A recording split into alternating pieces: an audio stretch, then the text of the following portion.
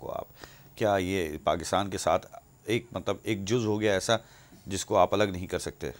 اصل میں امریکہ کو بھی اب سوچنا ہے اور پاکستان کو بھی سوچنا ہے کہ وہ ہو کیا رہا ہے، اس کا نتیجہ کیا نکل رہا ہے. کیا امریکہ کے مطلوبہ نتائج حاصل ہو رہے ہیں؟ صحیح. امریکہ کو ان ڈرون حملوں کے نتیجے میں اس علاقے میں وہ ایک اجنبی بن گیا ہے. لوگ شدید نفرت کرتے ہیں. ڈرون حملے جو ہیں، اب پاکستان کی اسٹیبلشمنٹ کو بھی سوچنا چاہیے کہ وہ ان ڈرون حملوں کو کب تک جو ہے وہ برداشت کرتی جائے گی. آپ کی کوئی برداشت کی حد ہوگی نا. آخرکار کسی جگہ پر جا کر آپ کہیں گے یار اٹ از انف، اب بند کرو. ایسی صورتحال. اچھا وہاں تو ایک بیان آ جاتا ہے کہ جی بس سول حکومت ہمیں کہے. سول حکومت کوئی سیکورٹی معاملات میں کسی قسم کے عمل دخل کی کوئی صلاحیت استطاعت کار رکھتی ہے؟ صحیح. ہم نہیں سمجھتے ہیں ایسا. اب آپ نے آپ کی ول ہو تو آپ سوات کو صاف کر دیتے ہیں فضل اللہ سے اور مسلم خان سے، لیکن آپ کی ول نہ ہو تو وہاں 2,500-3,000 ہزار لوگوں کو رکھ کر بیٹھے ہوئے. ابھی تک ہم بتا بھی نہیں رہے ہیں کہ ان کا کیا مستقبل ہوگا، کون سے لوگ کتنے مجرم ہیں، کون سے لوگوں نے کیا کاروائیاں کی ہیں. جو لوگ کم از کم سامنے تھے ان لوگوں کو تو آپ لوگوں کے سامنے لائیں، میڈیا اس کے کورٹ کے سامنے لائیں. اگر کورٹ میں جوڈیشل سسٹم آپ کو اس پر اعتبار نہیں ہے کہ اس کے سامنے لے آئیں گے تو یہ پھر چھوٹ جائیں گے. تو پھر آپ قانون کو ٹھیک کریں، پھر سویلین حکومت کے ساتھ مل بیٹھیں اور کہیں کہ جی اچھا قانون میں بہتری لائیں اور تاکہ جو واقعی مجرم ہیں وہ چھوٹ نہ پائیں. تو یہ چیزیں ہیں. دوسری بات یہ ہے کہ ڈرونز نے ہو سکتا ہے کہ ان کے ٹارگٹس کو ان کو فائدہ دیا ہو، یو ایس اسٹیبلشمنٹ کو فائدہ دیا ہو. مجھے نہیں خیال ہے کہ زیادہ فائدہ دیا ہوگا، لیکن پاکستان کے کروڑوں لوگوں کی جو غصہ، ناراضگی، اشتعال، نفرت جو امریکہ کو مل رہی ہے، امریکہ کو یہ بھاری قیمت ہے جو امریکہ ادا کر رہا ہے. امریکہ اپنے عوام، پاکستان کے عوام کے ساتھ پہلے تو اسٹیبلشمنٹ سے اس کی ناراضگی اور غصہ چل رہا تھا، لیکن اب پاکستان کے عوام اس سے نفرت کرتے ہیں. اس سے یہ سلسلہ بند کرنا چاہیے.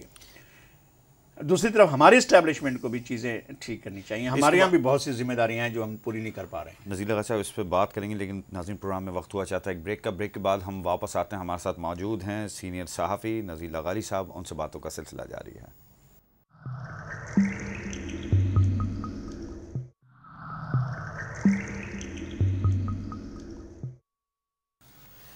ویلکم بیک ناظرین ہمارے ساتھ موجود ہیں سینئر صحافی معروف کالمسٹ نذیر لغاری صاحب، ان سے باتوں کا سلسلہ جاری ہے. سر بات ہو رہی تھی ڈرون حملوں کے حوالے سے، ایک بات اور بھی ہے اس کے اوپر فائنل کرتے چلیں اس کو خبر کو.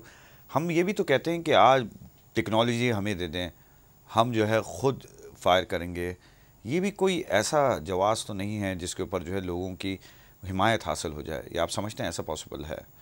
دیکھیں نا، آپ کو تو نہیں دیا انہوں نے، لیکن انڈیا کو دے دی. انڈیا کو دے دی. انڈیا کو ڈرون ٹیکنالوجی دے دی، اور انڈیا جو ہے وہ ماوسٹ انسرجنسی کی 12 ریاستوں کے اندر جو ہے اس ڈرون ٹیکنالوجی کے ذریعے انفارمیشنز کلیکٹ کر رہا ہے. اور اس نے شروع کر دیا ہے وہاں پر آپریشنز ڈرون کا.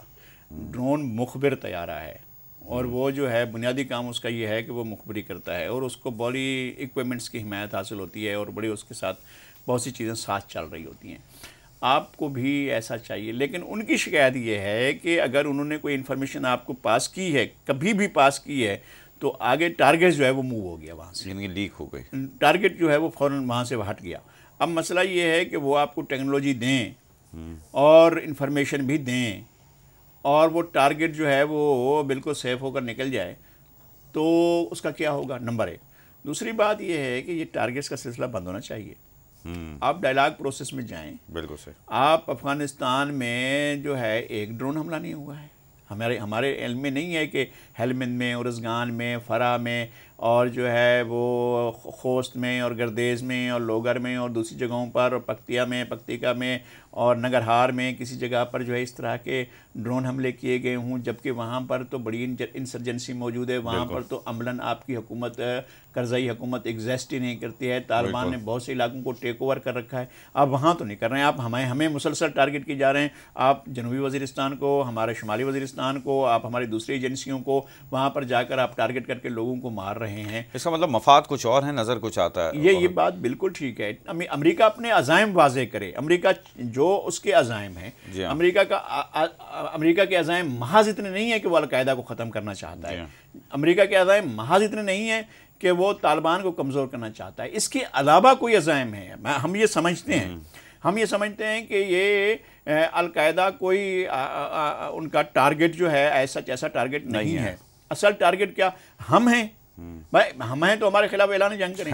یہ کیا بات ہوئی کہ آپ جناب ٹارگٹ کر رہے ہیں پاکستان کو, پاکستان کے جو ہے اداروں کو, پاکستان کی علاقوں کو, ہمارے ٹیریٹریز پر آپ کے ڈرون جو ہے اٹیکس کرتے ہیں اور اس کے مقاصد واضح نہیں ہیں. دوسری طرف میں پھر کہتا ہوں, اس کے ساتھ ساتھ کہتا ہوں اور بالکل ملا کر کہتا ہوں, پاکستان کی اسٹیبلشمنٹ کو اپنے رویوں پر نظر ثانی کرنی ہوگی. دو چیزیں نہیں چل سکتی ہیں. اسٹیٹ ود ان اسٹیٹ نہیں چل سکتی. اسٹیٹ ود ان اسٹیٹ نہیں چل سکتی. ایک اور خبر شامل کر لیتے ہیں. میر نواز شریف مسلم لیگ نون کے قائد ہیں, جن کا کہنا ہے کہ وہ کون ہیں جن کے سامنے قانون اور ریاست بے بس ہیں, کون لوگ ہیں جو کمیشن نہیں بننے دے رہے. مختلف جو انہوں نے ایبٹ کمیشن کے حوالے سے بات کی جس پہ ان کے تحفظات تھے, اس کے علاوہ پی این ایس مہران کی بات کی. یہ انہوں نے صحافی شلیم شہزاد کے قتل کے خلاف صحافیوں کے شاہراہ دستور پر دھرنے میں اخبار نویسوں سے اظہار یکجہتی کرتے ہوئے مسلم لیگ نون کے قائد پہنچے اور ان کا کہنا تھا کہ ایسی پارلیمنٹ میں بیٹھنے کا کیا فائدہ, خروٹ آباد کراچی کے واقعے پر کسی کی کان پر جوں نہیں رہیں گی. سر یہ جو واقعات ہو رہے ہیں, کیا آپ سمجھتے ہیں کہ اگر نواز شریف صاحب ہوتے تو اس سے بہتر حالات ہوتے؟ نہیں, کوئی بھی ہوتے, حالات یہی ہوتے. اصل مسئلہ یہ ہے کہ ہمیں بہت تکلیف ہو رہی ہے.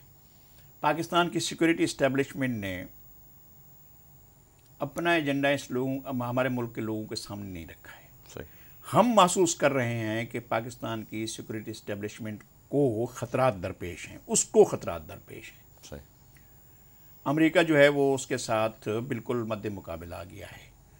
اور پاکستان میں نہ تو ویتنام جیسی روایات موجود ہیں اور نہ ویتنام جیسے حالات موجود ہیں, نہ ویتنام جیسی لیڈرشپ موجود ہے, نہ جنرل گیاپ موجود ہے, نہ ہو چی من موجود ہے, نہ کوریا جیسے حالات موجود ہیں, نہ ہمارے یہاں کوئی کیمل سنگھ موجود ہے, نہ کوئی اور لیڈرشپ موجود ہے, نہ کیوبا جیسے حالات ہیں, اور نہ ہی پاکستان کے اندر کوئی فیڈل کاسٹرو موجود ہے.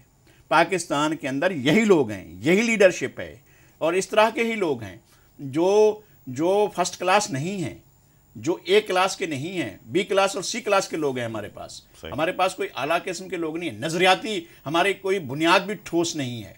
ہم کوئی پتھروں کے دور میں نہیں رہ سکتے ہیں, نہ پتھروں کے دور کا ہم بات کر سکتے ہیں. ایڈوانس نظریے کے ساتھ ہمارے ساتھ کون کھڑا ہوا ہے؟ ہمارے ساتھ جدید اس کے ساتھ پاکستان کی ریاستی اسٹیبلشمنٹ کے ایسٹس کیا ہیں؟ پاکستان کی سیکورٹی اسٹیبلشمنٹ کے اثاثے کیا ہیں؟ کوئی روشن خیال اثاثے ہیں؟ کوئی سائنٹیفک اثاثے ہیں؟ کوئی ٹیکنالوجیکل اثاثے ہیں؟ جدید آگے بڑھنے والی قوت ان کے پاس موجود ہے؟ اگر ان کے پاس محض چند گروہ ہیں, چند حرکت الفلام موجود ہے, چند جو ہے جیش موجود ہیں, چند لشکر موجود ہیں, تو کیا ان کی بنیاد پر وہ دنیا کو فتح کر لیں گے؟ نو, نہیں ہو سکتا ہے ایسا. فار گاڈ سیک اس کو انڈرسٹینڈ کریں. آپ کے پاس جدید نظریہ نہیں ہے, آپ کے پاس جدید خیالات نہیں ہیں, آپ کے پاس جدید سائنسی توجیحات نہیں ہیں, سائنسی آپ کے پاس حاصلات نہیں ہیں. آپ کس چیز کے ذریعے دنیا کو جو ہے فتح کرنے کے خواب سے چلے ہوئے اور امریکہ سے ٹکر لے رہے ہیں؟